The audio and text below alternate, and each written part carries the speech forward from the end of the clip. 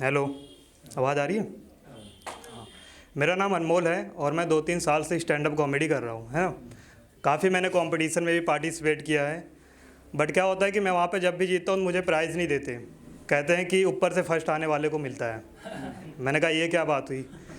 मैं आपको बता दूँ, मेरे घर वाले मुझे शॉपिंग पे ले जाते हैं। जब भी मैं शॉपिंग पे जाता हूँ तो जो भी मिलता है घर वालों से तो उनकी तारीफ़ करता है कि आप कितने अच्छे हैं, खुद तो शॉपिंग के लिए जा रहे, साथ में नौकर को भी ले जा रहे हैं। मेरी शक्ल बहुत ही ज़्यादा एवरेज रही है, लेकिन लाइक आप मुझे देखोगे ना तो हैंडसम और क्यूटनेस के बीच में जूझ रहा हूँ मैं।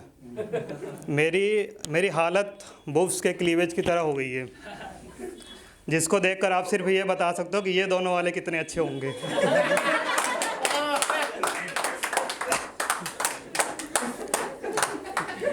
मैं जब भी पॉर्न देखने बैठता हूँ मेरा फ़ोन भी गर्म हो जाता है। पॉर्न ही एक ऐसी जगह है जहाँ पर माँ सिर्फ बता नहीं रही है, करके भी दिखा रही है बच्चे कैसे आए थे दुनिया में।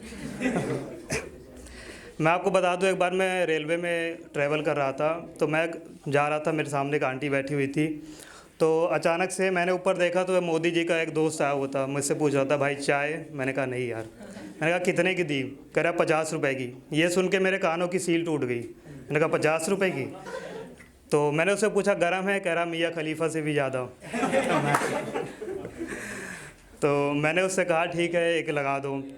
फिर मैंने उससे पूछा, फिर उसने केतली मेरे हाथ पे रख दी। मैंने कहा भाई ये कौन सी तरीका है प्रोडक्ट टेस्ट करवाने का? मैंने कहा अच्छा वो तुम वाइब्रेटर नहीं बेचते हो, नहीं तो 5 पे लगा के सीधा अंदर। कह रहा भाई वाइब्रेटर क्या होता है? मैंने कहा vibrator is a type of lipstick for other lips.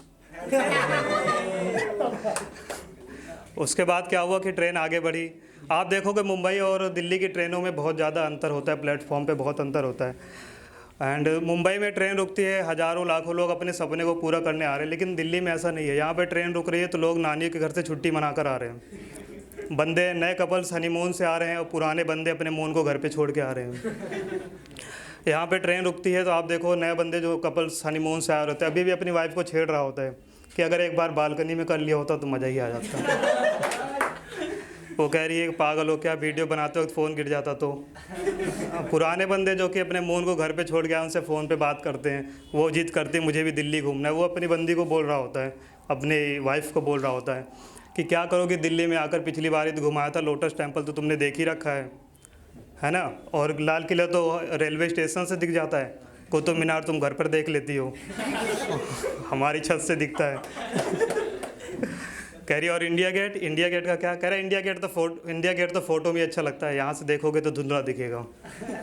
और उसके बाद फिर भी वो जिद करती नहीं मुझे दिल्ली में घूमना है। कहता है बेबी मैं खुद सरोज नगर में काम करता हूँ, रहता मैं खुद नोएडा में हूँ।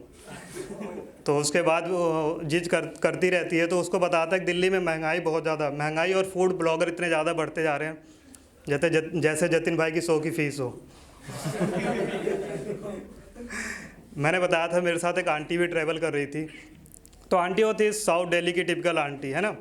जिन आंटी को देखो जिनकी बेटियां नहीं होती जो पैरों में मच्छरदानियां पहन के चलती हैं, उनसे भाई साहब 5 मिनट बात कर लो 3 दिन तक बोनर रहता है।